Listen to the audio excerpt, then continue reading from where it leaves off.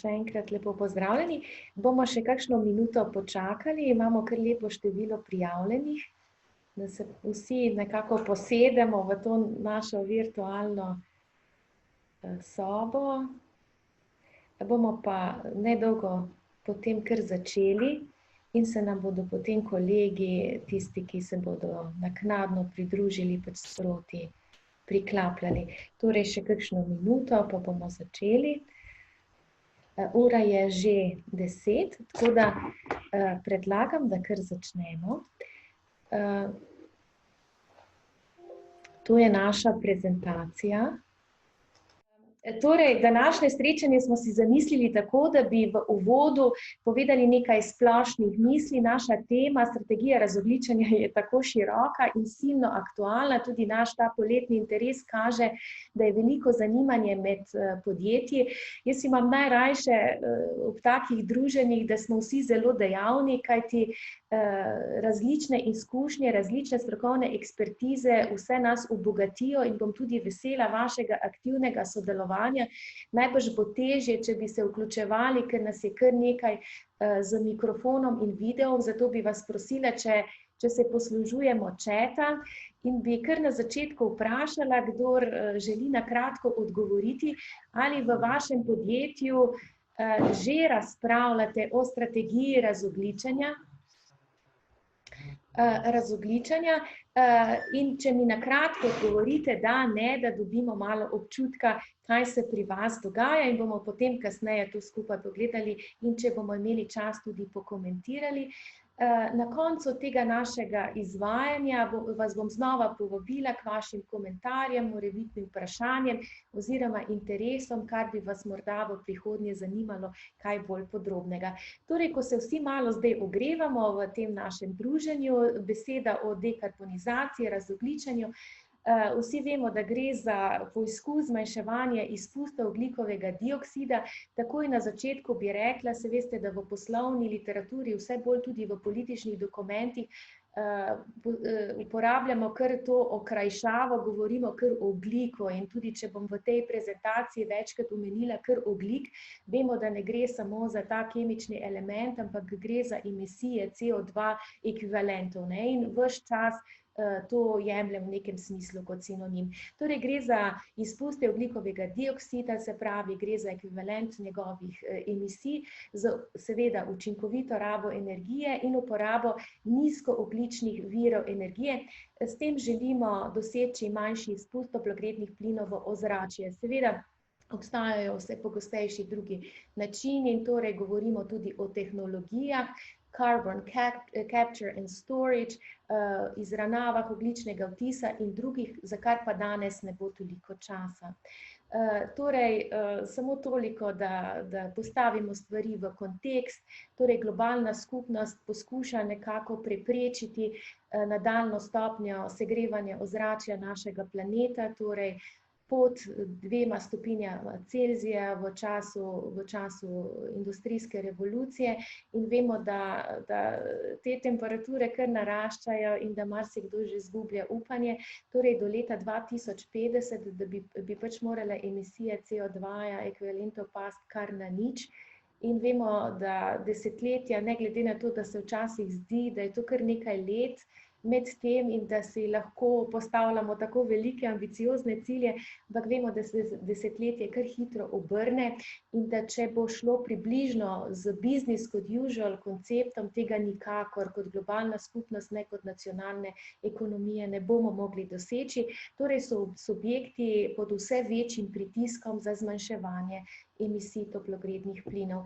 Torej, to je ta kontekst, zakaj se pogovarjamo o tem, da bi podjetja, govorim bi pogojno, ker je še vedno precej skepticizma, hkrati po drugi strani je pa vse več ambicij in hkrati je tudi ta strokovno in političen okvir, tudi zakonodajni okvir, vse bolj natančen in tudi pravijo v prihodnje bolj dosleden, kot je bil do sedaj. Torej bi morali te cilje obravnavati celostno in usmerjeno v prihodnost, torej ne samo, kar imamo letos ali drugo leto na mizi, ampak vse stvari, ki bi jih podjetja naj počele, bi naj počele v vsaj tej 10-letni perspektivi. Zdaj pa smo že pri strukturi našega druženja.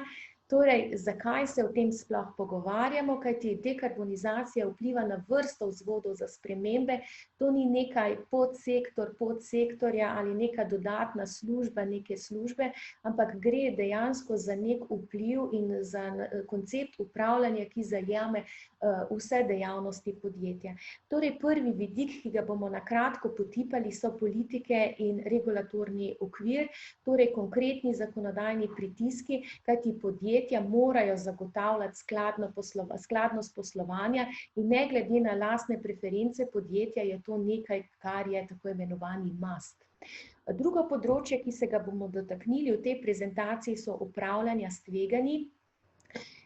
Seveda v celovito upravljanje s tveganji bo treba kot centralni element vključiti tudi tako imenovana podnebna tveganja. Tretji segment so poslovni modeli, strategija in eden izmed osrednjih inštrumentov novih poslovnih modelov in strategije je tako imenovana interna cena oblika, o tem bomo rekli nekaj več.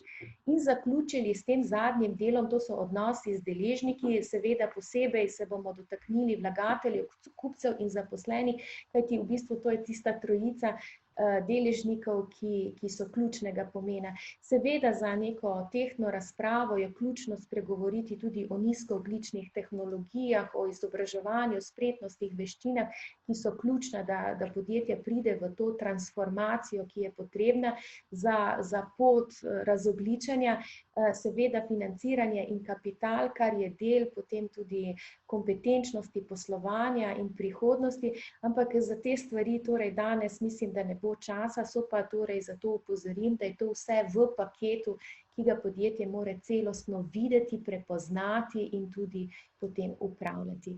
Torej najprej, če ste za to, bi rekli nekaj o politično-zakonodajnem okviru.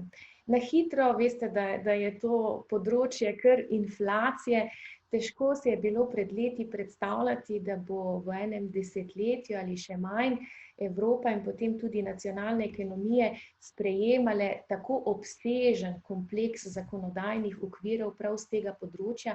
Samo na hitro poglejmo, zato da si osvežimo ta kompleksni nabor strateških in potem tudi že zakonodajnih vzvodov, ki nas prepričujejo, da Evropa in seveda nacionalne ekonomije mislijo resno s tem področjem.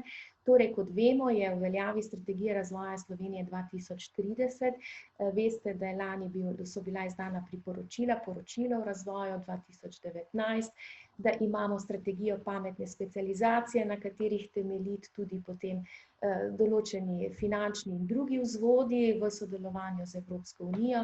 Vemo, da imamo nacionalno energetski podnebni načrt, da smo tu vsi živahno sodelovali lansko leto in še letos na začetku je bilo precej vroče, kajti tako imenovani NEPN pa nas že obligira k določenim stvarem in takrat je marsikatero podjetje spoznalo, da te indikativni cilji potem pomenijo za nas tudi ne več samo želje, ampak hkrati tudi obveze, ki od nas pričakujejo precejšnje spremembe.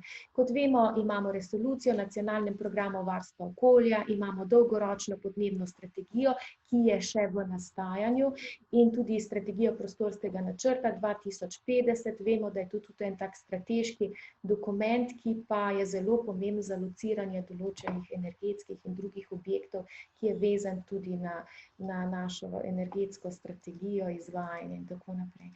Še na hitro pogledamo torej, kaj na strani Evropske unije, ne glede na to pandemijo in vse, kar nas je relativno kar zaznamovalo v zadnjih mesecih, je Evropa nadaljuje z svojim zelenim dogovorom, z svojim naložbenim načrtom in tako imenovanim mehanizmom za pravičen prehod. O tem pravičnem prehodu bomo morda kasneje nekaj več rekli. Tudi na ravni Evropske unije se pripravlja podnebni zakon, vemo, da je Evropska industrijska strategija tudi temelji na razogljičenju. Evropa zelo stavi na načrt za krožno gospodarstvo, ki je bistven tudi dejavnik, ki prispeva k razogljičenju. Strategija za majhna, srednja podjetja, od vilic do vilic, se pravi ta prehrambeni sektor, kajti vemo, da področje kmetijstva in prehrane je zelo invaziven sektor, kar se tiče emisij toplogrednih plinov.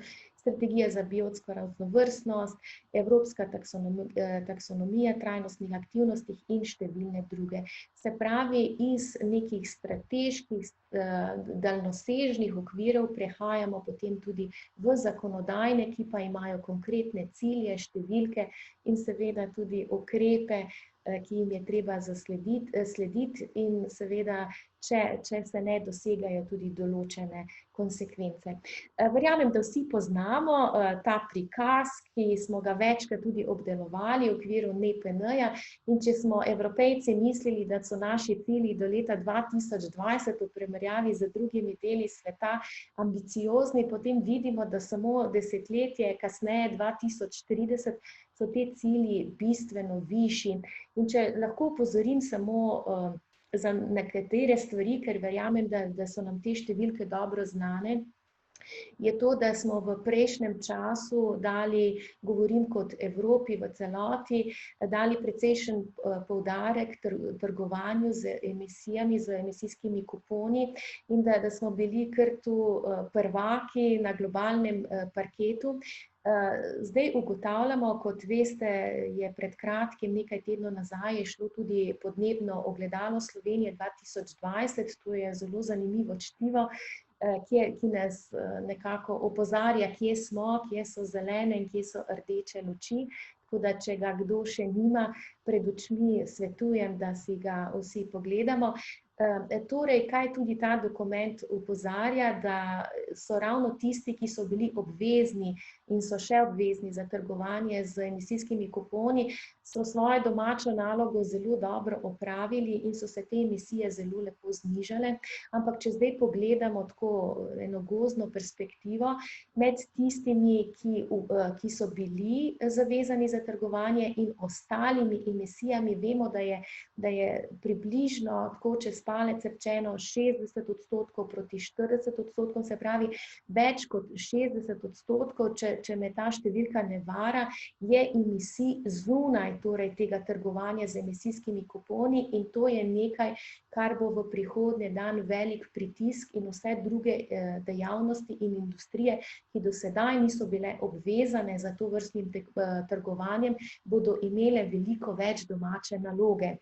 Seveda, ko pogledamo tudi zdaj pa za Slovenijo, to je veljalo za Evropo v celoti, ampak zdaj za Slovenijo vemo, da tu zaostajamo s področja obnovljivih virov energije, skoraj na vseh segmentih, zelo je tu kar drastičen zaostanek na področju prometa in tu se bo marsikaj dogajalo, zlasti tudi na področju učinkovite rabe energije, energetska prenova stavb, tu smo v velikem zaostanku. Se pravi, če že pogledamo to, kaj smo si zastavili do leta 2020 in je v primerjavi z cilji, ki so pred nami, so bile to še relativno konzervativne ambicije.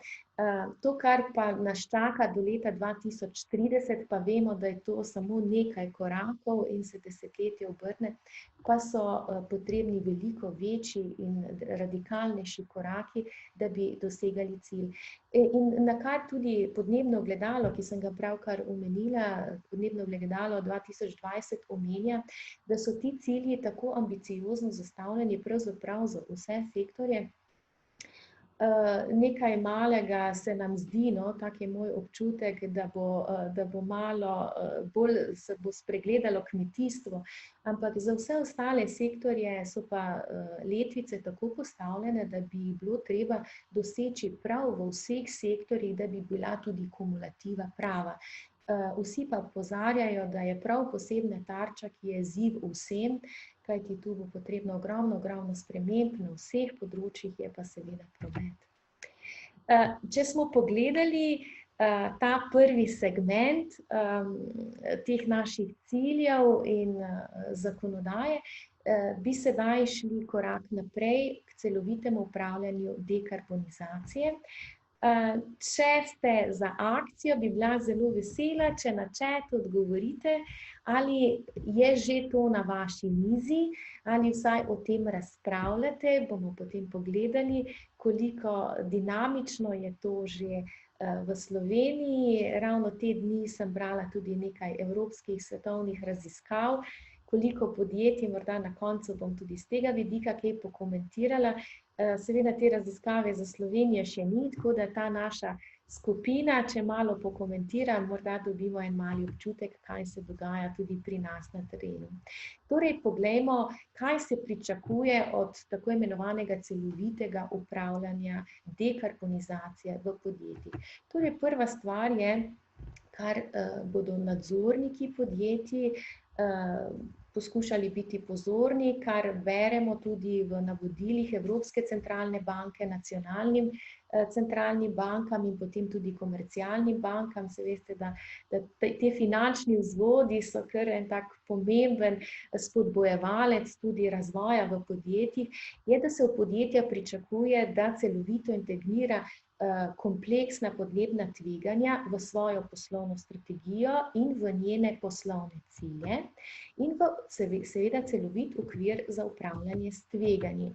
Torej, kaj to pomeni celovito upravljanje? Pomeni, da podjetje določi jasno organizacijsko strukturo z natančno opredeljenimi, preglednimi in doslednimi ravni odgovornostmi. Seveda se to začne pri najvišjem vodstvu in to ni zdaj sektor, podsektorja nečesa, ampak se tu pričakuje, da je organizacijska struktura zelo jasno opredeljena top to bottom, od zgoraj navzdol. Potem se pričakuje, da podjetje vzpostavi učinkovite procese in tako za ugotavljanje, obvladovanje in spremljanje teh tveganj. Pričakuje se seveda na podlagi tega, da je določena organizacijska struktura, da poznamo procese, da jih obvladujemo, jih upravljamo, da o tem tudi poročamo. Mislim, da vsi vemo, da je lani, torej leta 2019, Evropska komisija izdala eno direktivo za finančno poročanje, razkrivanje nefinančnih podatkov, ravno z področja upravljanja s tveganji podnebnih sprememb. To je tudi v slovenščini vsem dosegljivo in se od podjetij pričakuje, da bodo v celovit sistem poročanja, lahko imate integrirano poročanje, celovito poročanje, lahko imate tudi specializirano področje, se pravi, vključite tudi ta del. Ja. V tem času vidimo, da smo že malo tudi aktivni. Ja.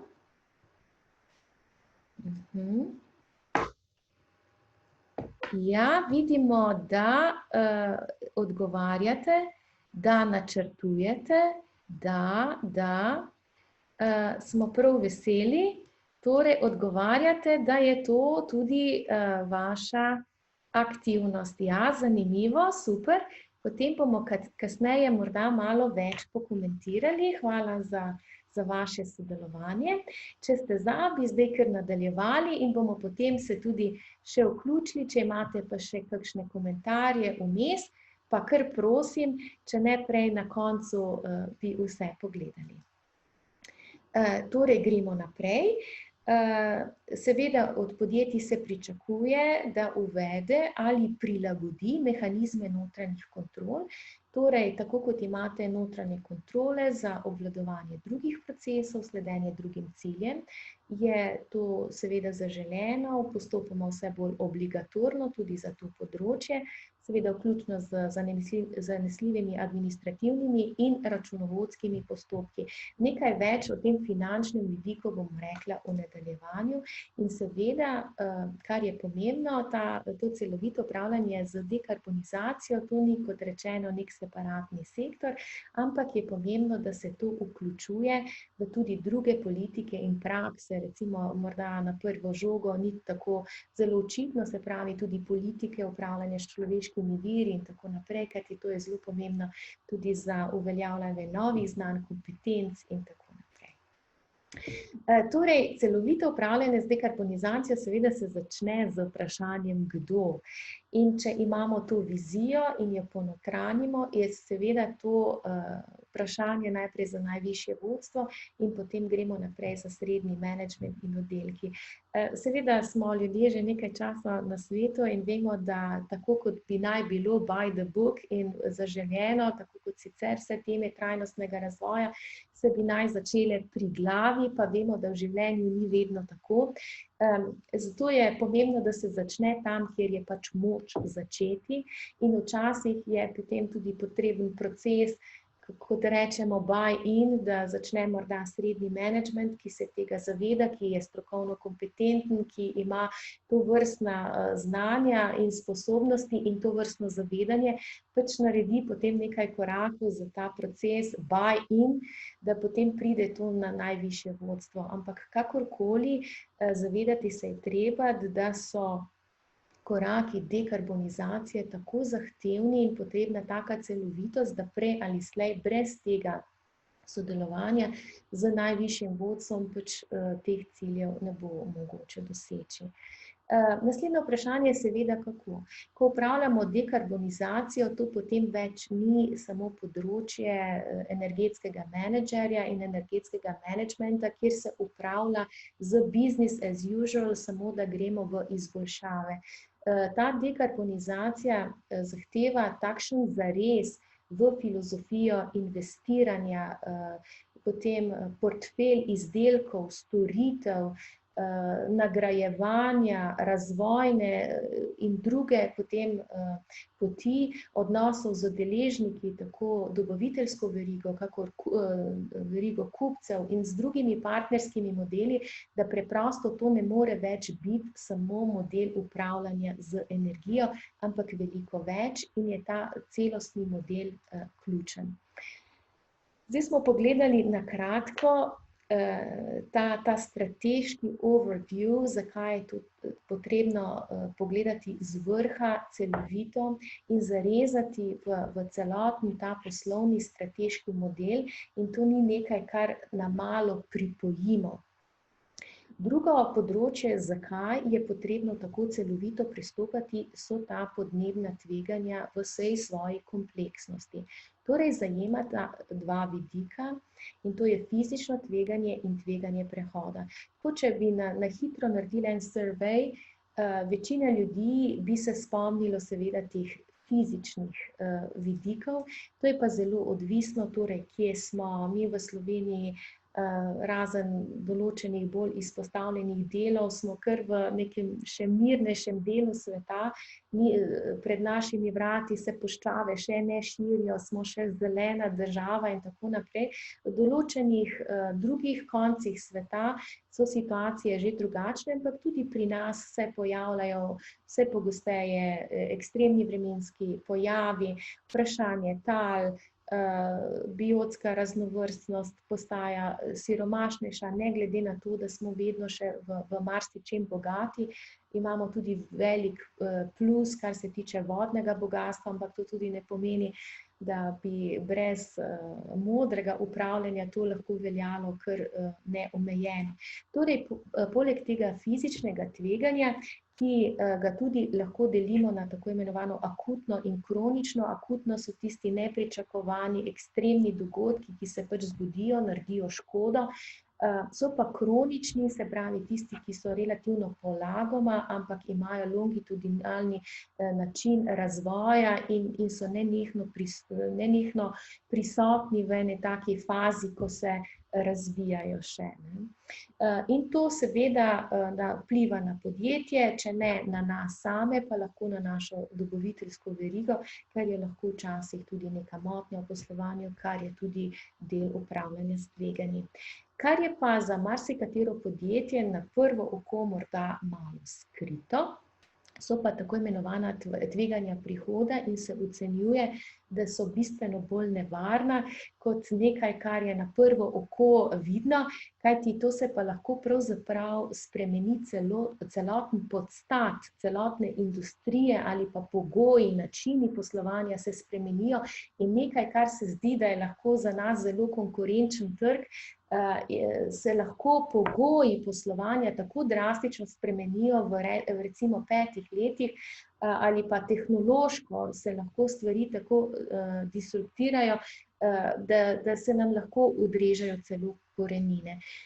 Torej gre za nenadno uvedbo podnebnih in okoljskih politik, se pravi, lahko nenadoma pride do obvezne cene ogljika, ki nas zelo lahko prizadene v naši dejavnosti, lahko pride do tehnološkega napredka in vemo, da zdaj letos postaja operativen tudi ta Evropski sklad za inovacije. To je eden izmed zdaj glavnih evropskih inštrumentov za spodbujanje novih nizkoogljičnih tehnologij za zajem in skladiščenje ogljika, drugih načinov učinkovite rabe energije, obnovljivih energij, kjer bi se pač postopoma naj izrinili energenti, ki temeljijo na fosilnih gorivih. Se pravi, ta tehnološki napredek bi naj bil eksponenten in pač zaželena bi bila disrupcija na tem področju v smeri seveda razogljičenja, kar je lahko zelo veliko upanje, po drugi strani je pa seveda lahko tudi nevarnost, kot vse stvari v življenju. Hitro se spreminjajo spremembe v razpoloženju na trgih ali v tržnih izbirah. Vemo, da za novimi generacijami potrošnikov prihaja vedno bolj ozaveščena generacija z drugimi vrednostnimi koncepti in seveda tudi preferencami v svojih tržnih izbirah. Evo, smo že skoraj na polovici, tako da hitimo naprej. Upam, da ste še vedno prisotni. Morda kaj pokomentirate, kako vi prepoznavate podnebna tveganja ali jih že vključujete v ta celostni model tveganja. Zdaj pa tako te svetovni analitiki ocenjujejo, da so sektorji z večjo verjetnostjo fizičnih posledic, so med drugim kmetijstvo, kar je očitno, gozdarstvo, ribištvo, seveda zdravje ljudi, potem so pa energetika, promet, infrastruktura in turizem. Medtem ko sektorji, ki bi jih pa najbolj prizadel ta prehod na nizkoogljično gospodarstvo, so pa energetika. Vidimo, da energetika in promet sta v vseh množicah podmnožic, seveda potem tudi predelovalne dejavnosti, gradbeništvo in kmetijstvo.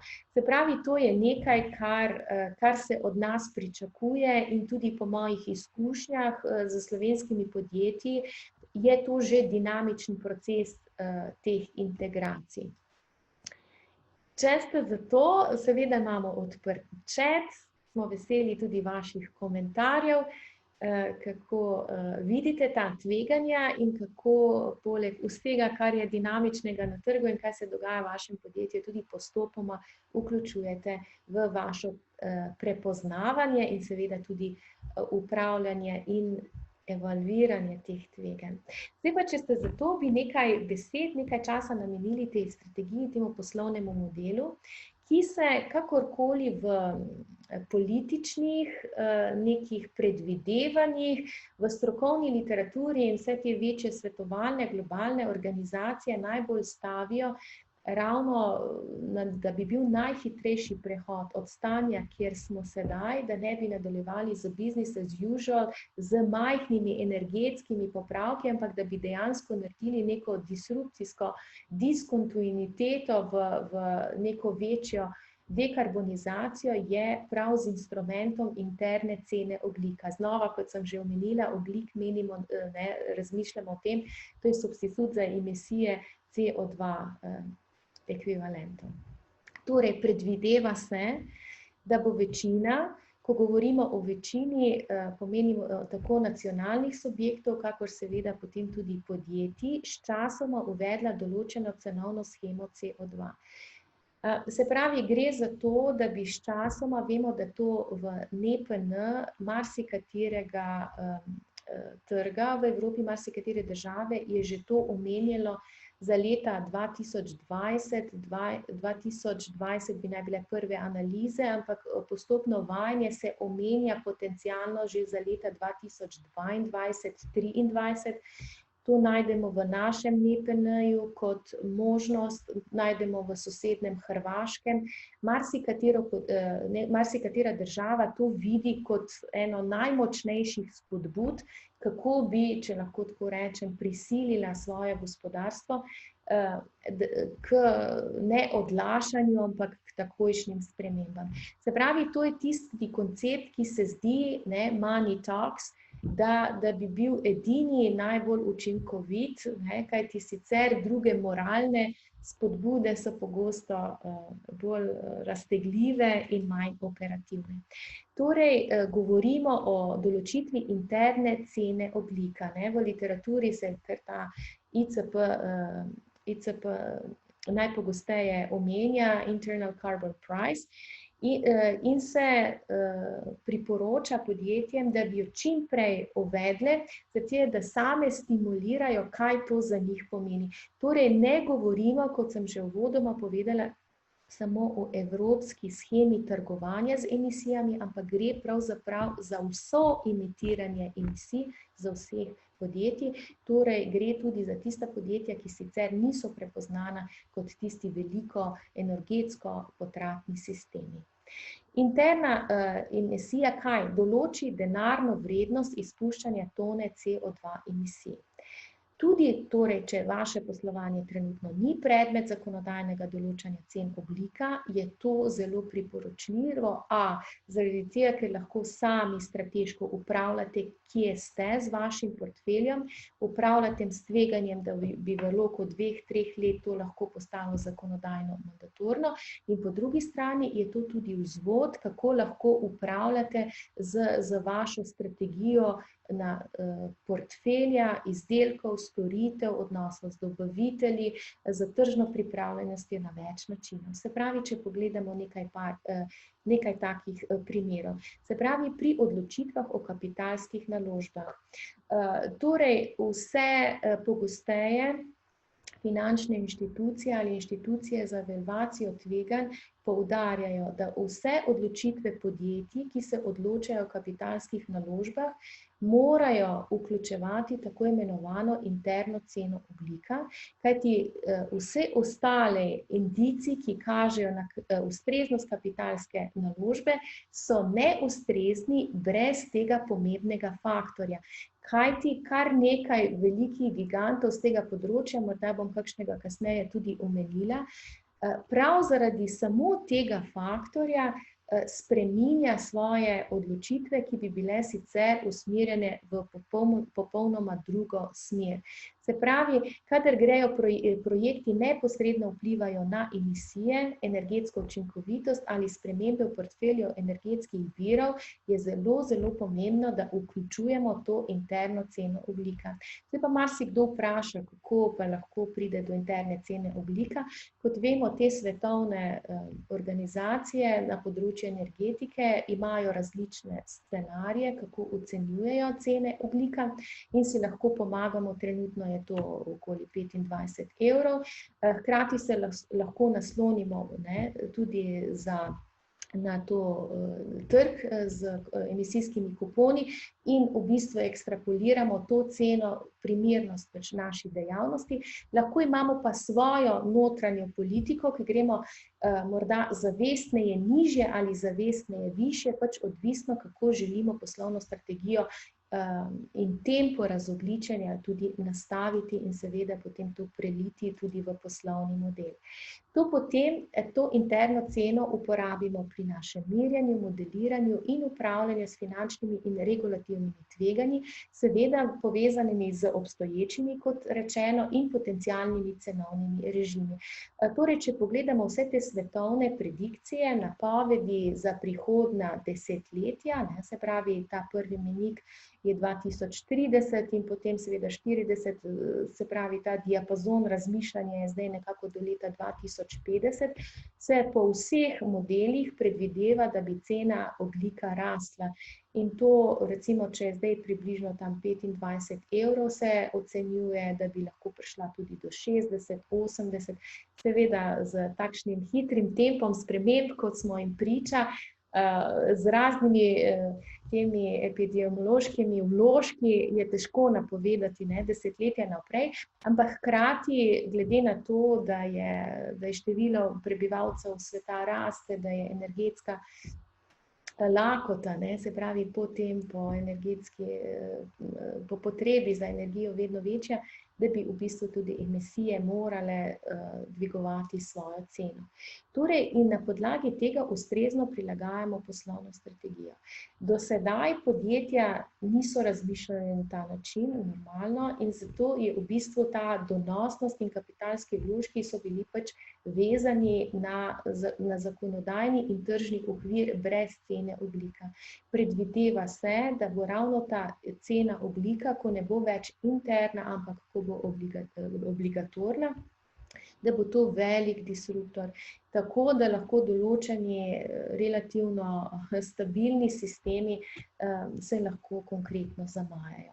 Recimo en tak primer, ConocoPhillips, vemo, da je to eden večjih teh naftno-plinskih igralcev, pravi, da že fakturira cene svojih investicij ravno na podlagi svoje cene internega ogljika in da pravzaprav to, kar jim je do sedaj bilo donosno, z novim tem poslovnim modelom ji več ni in že na ta način prehajajo v spremembo svoje bazične dejavnosti.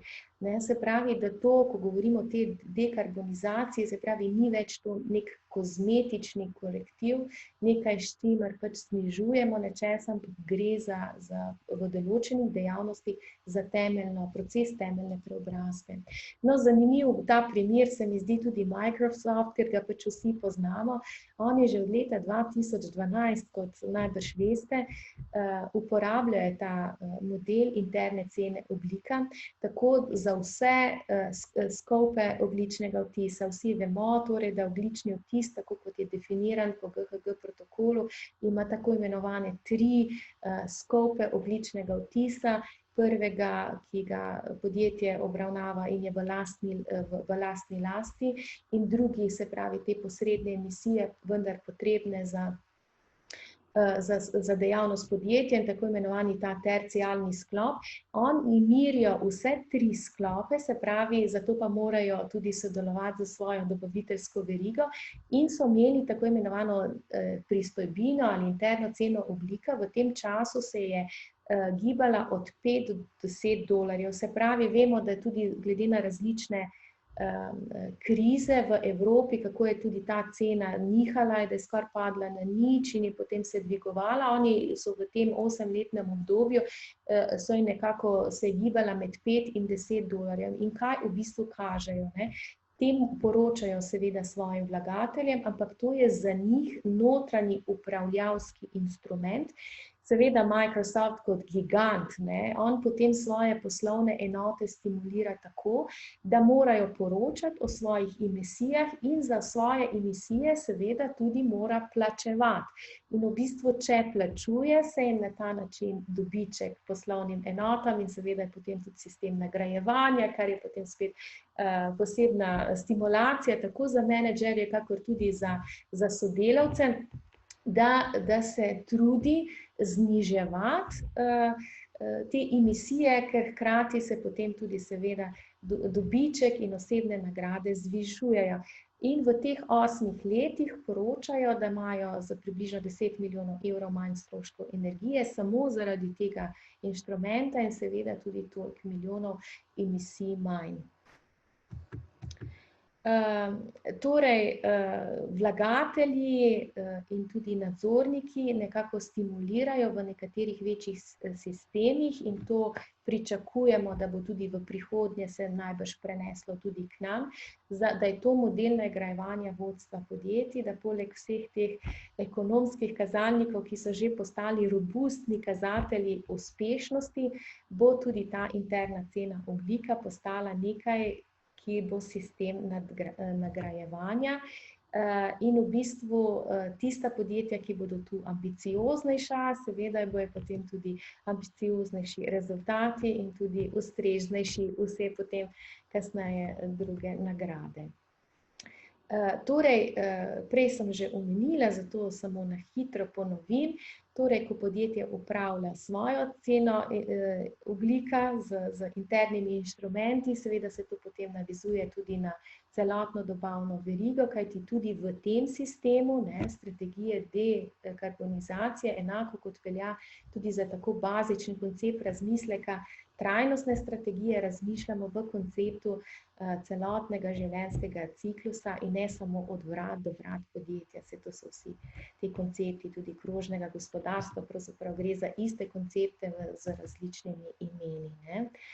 In torej obvladujemo tveganja ogljika in emisij, kakor in jih obvladujemo, tako kot vsa ostala tveganja skladnosti. Moje vprašanje, ali ste morda v vašem podjetju že razmišljali o postavitvi cene ogljika, interne cene ogljika? Ali je ta pobuda prišla iz top managementa ali od strokovnih služb? Ste ji naklonjeni? Morda napišete kakšen komentar v tem smislu, da potem še malo pokomentiramo. Torej, za tako pomembno preobrazbo, o kateri govorimo, kajti to pa pomeni popolnoma en tak drug premislek o odločitvah, o upravljanju modelov, o procesiranju, v koncu koncev tudi vrednotenju stvari, je potrebna resnična zavzetost, kajti poleg tega vemo, da se življenje ne ustavi, da je treba vsaki dan tekmovati na trgu, da marsikatero tudi vaše podjetje, ki ste pač globalni igralci, tekmujete na trgu, tudi na trgu, kjer ni tako strokovno ozaveščen. Poglejmo samo tu kakšen komentar, ki rečete, ja, vidim, da odgovori so v smeri, da še ne razmišljate. To ni tako presenetljivo, kajti to so pač te nove spodbude, novi razmisleki in pravzaprav vidim, da do zdaj so odgovori vsi, da ne, še nismo razmišljali. Se pravi, vidimo, da je to nekaj, kar nas v Sloveniji še čaka. In ravno to sem želela pokomentirati, zlasti tisti, ki se res na globalnem trgu, ko ste pravzaprav sodelujete z Američani, z Azijci in to, ki imajo neko drugo percepcijo teh stvari, da je hkrati treba preživeti v tem konkurenčnem okolju, hkrati pa se pripravljati stvari na prihodnost. Torej, vodstvo se mora določiti cilje in hkrati to tisti, ki že imajo dobro prakso.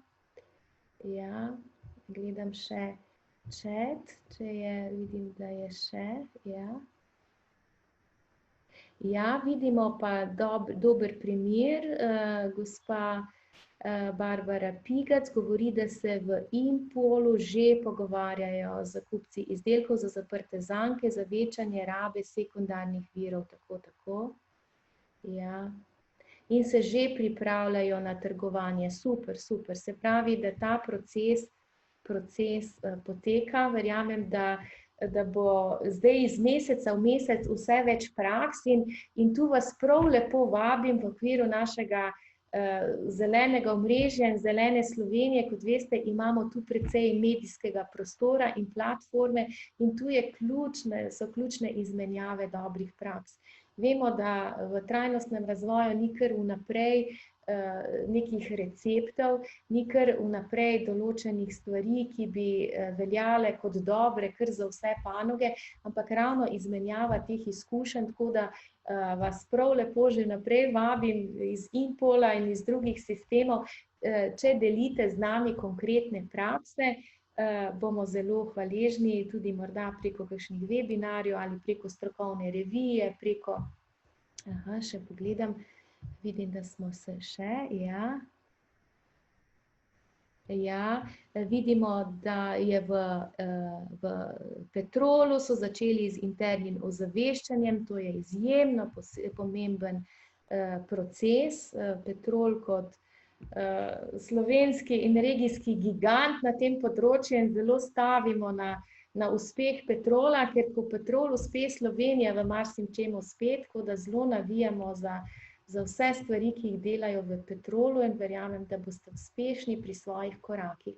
Torej, dejansko se spodbuja, da se vse te emisije, tudi ne glede na to, ali se še denarno zdaj nekako zahtevajo določeni nakupi ali ne, torej, da se spodbuja v podjetju kot takem. Okay.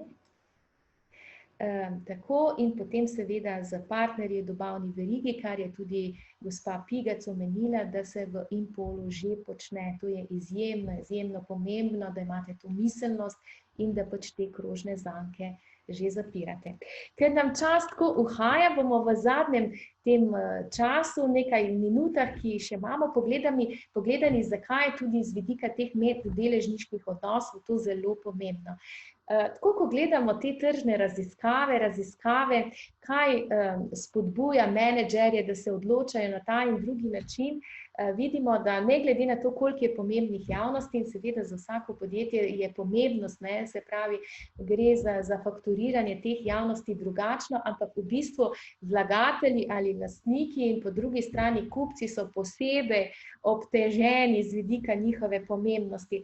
Torej, vemo, da te raziskave tudi letos je šlo nekaj takih kar relevantnih globalnih raziskav, ko rečem globalni, seveda ima neko drugo težo za ameriški in evropski trg, manj za afriški, azijski, tako da lahko rečemo tako anglosaksonski trgi, da vlagatelji postajajo vse bolj željni razumevanja, kako podjetja obvladujejo tveganja in priložnosti. Mi smo danes nekaj govorili bolj od teh tveganjih v minus, kakor priložnosti, ampak ravno tu sem malo nakazovala te možnosti disrupcije trga in vedno, kadar je disrupcija, greš dol ali gor, ker se pravila spremenijo in tu je možen hiter odskok tudi v pravo smer navzgor.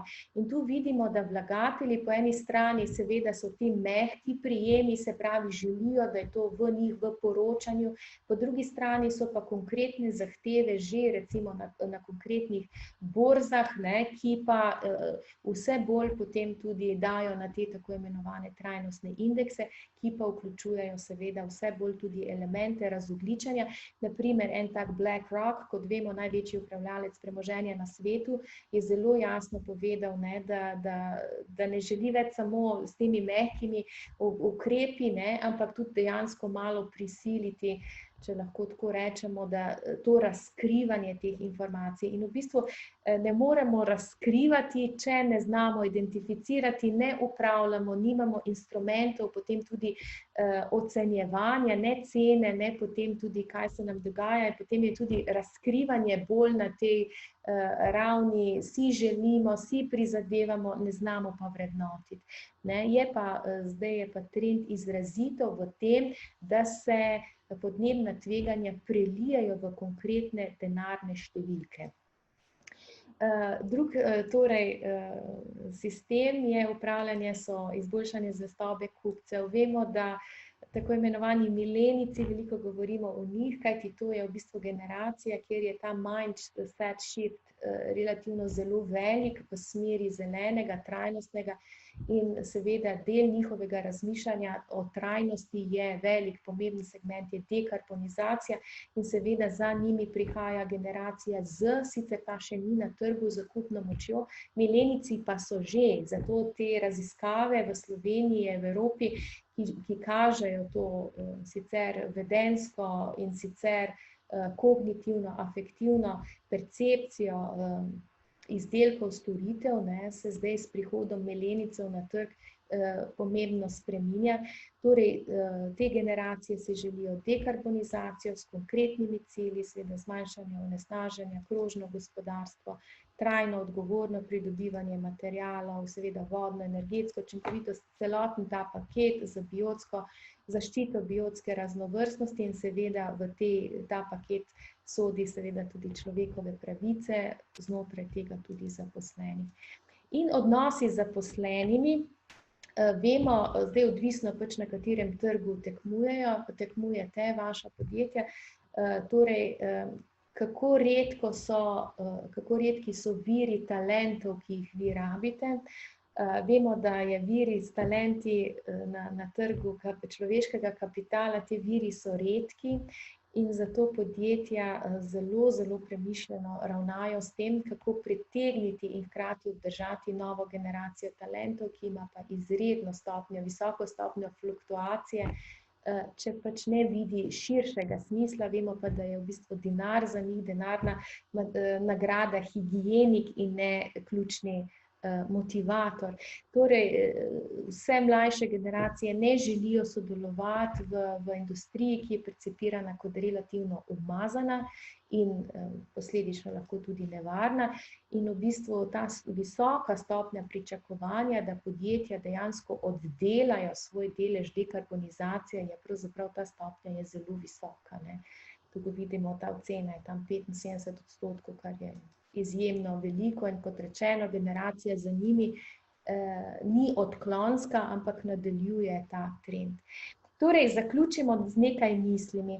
Ko smo nekako pogledali, kdo pri nas ima kakšno vizijo, na kakšen način se bomo tega lotili, ko smo popisali vse te naše procese z vidika emisij in načrtovali določen vidik upravljanja, je zelo pomembno, torej, da načrtujemo tako imenovane podnebne scenarije. Predvideva se v strokovni literaturi, nekako tudi priporoča, da bi vsako podjetje naj imelo vsaj predvidene neke 3 scenarije, zato da dejansko zna potem si preračunati bonitete in stroške, kaj se zgodi ob katerih odločitvah. To je tudi za decision makerje zelo pomembno, za vlagatelje in potem tudi za dolgoročno upravljanje s tveganji. Torej, prvi scenarij, kaj se nam zgodi, če nadaljujemo po obstoječi poti, se pravi z sistemi, z modeli, z strategijami, cilji, kakšne emisije bomo potem dosegali in kako se bodo škarje pač seveda širile. Potem je drugi scenarij je doseganje vaše določitve razogljičenja. Se pravi, zaželeno je, in to, kar smo na začetku povedali, to je nekaj, čemer Evropa stremi, se pravi, do leta 2050 je razogljičenje, se pravi ničelna stopnja emisij. Mi vemo, da to seveda v praksi ni izvedljivo, se pravi, da rabimo te nove tehnologije CCS, da gre za modele izravnavanja ogljika in se pravi druge modele, ampak pomembno je torej videti, s čim lahko maksimalno dosežemo z nižanjem tako imenovanih fosilnih energentov, višanje OVE, hkrati višanje učinkovite rabe energije in hkrati potem, kje so pa tisti deleži, ki jih ne moremo s temi tako imenovanimi konvencionalnimi koncepti, kakšen je pa potem tisti delež, ki ga bo treba po eni strani ali plačevati ali pa po drugi strani na nek drug, z drugimi tehnologijami ali pa z drugimi poslovnimi modeli izravnave potem tudi nadomestiti. Seveda to doseganje 90%, zdaj lahko si seveda ste posebej ambiciozni pa strmite torej k ničelnosti, ampak sicer je tisto stremljenje k 90% razogljičenju in seveda tista ambiciozna stopnja, da potem vidite, kakšne poti so potrebne, ne, tiste, ko smo jih na začetku rekli, kako, ne, in kaj je treba narediti od tega, kjer imate današnji čart scenarija, kaj je sicer neka srednja varianta in kaj je tista optimalna varianta. Torej, scenarijsko načrtovanje je zelo pomembno, zato da imate analizo tveganj podnebne politike.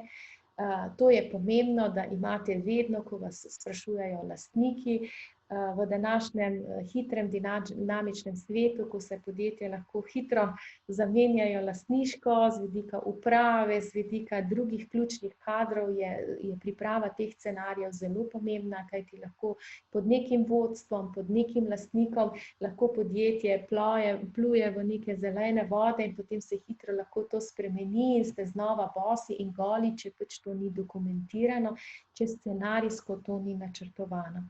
In s temi izkušnjami in znanjem, to je zelo pomembno, ne samo znanje, ker te tudi življenjske izkušnje so ključnega pomena, se potem podjetje lahko vključijo v dialog z regulatorji in oblikovalci politike. Ne morem dovolj poudariti, kako je zelo, zelo pomembno, kajti tudi ne vem, kdo izmed vas je tudi konkretno sodeloval v tem dialogu z državo, ko je zlasti lani jeseni in letos v začetku leta, ko je bil že kar goreč ta dialog v okviru NEPN-ja.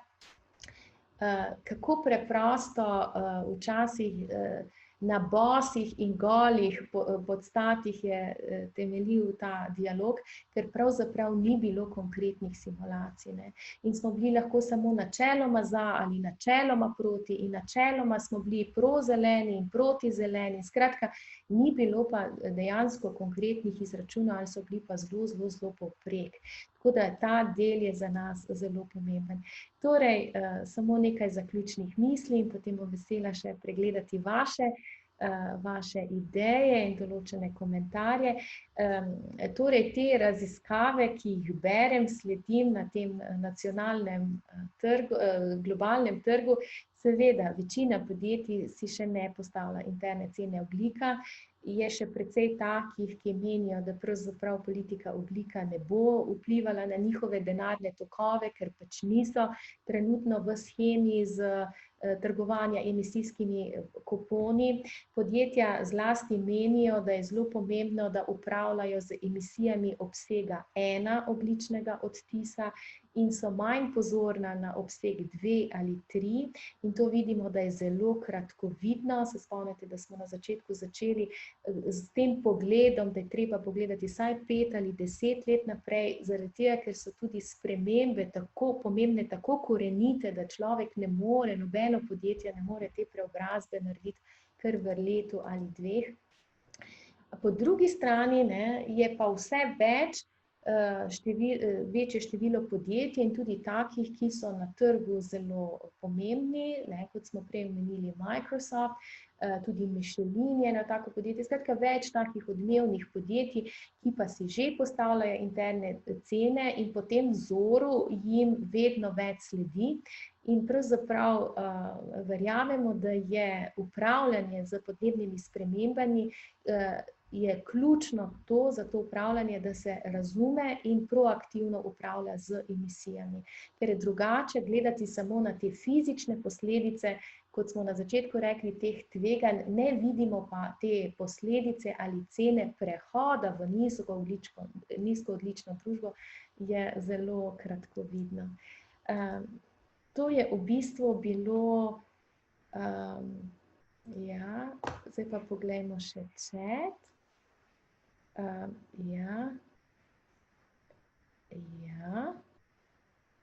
Poglejmo še.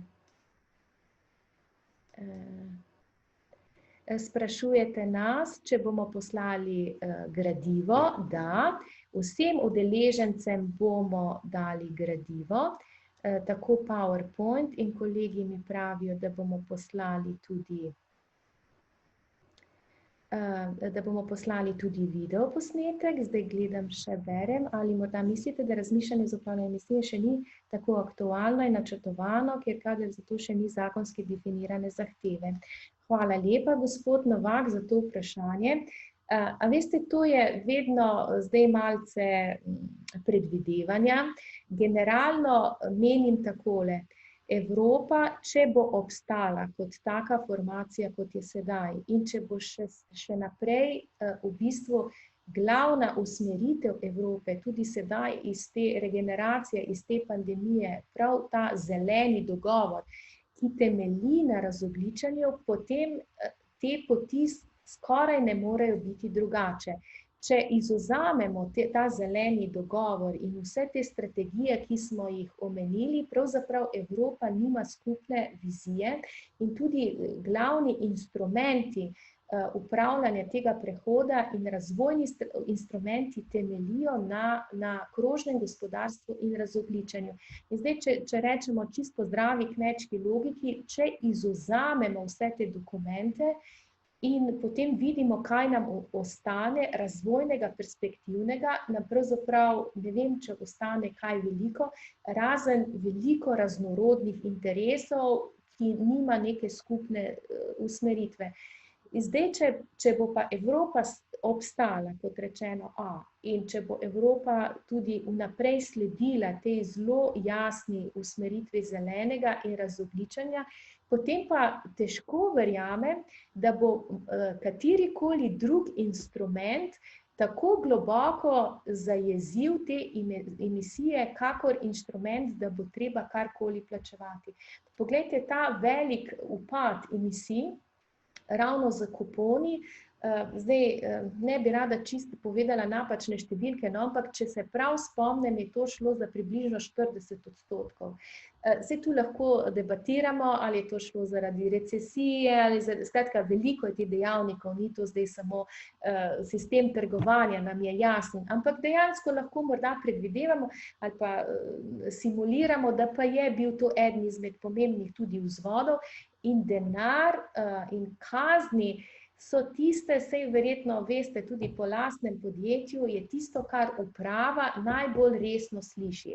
Če vi rečete, da bo čez 2-3 leta potreba za emisije plačevati in zdaj rečem na pamet 25-30 evrov ali pa tudi recimo po Microsoftovem vzorcu 10 evrov na tono emisij ekvivalentov CO2 in si to zračunate za marsikatero podjetje, ki ni tako energetsko invazivno, in zato ne sodi v ta sistem trgovanja z emisije, takoj pridemo do nekaj milijonov evrov letno lahko.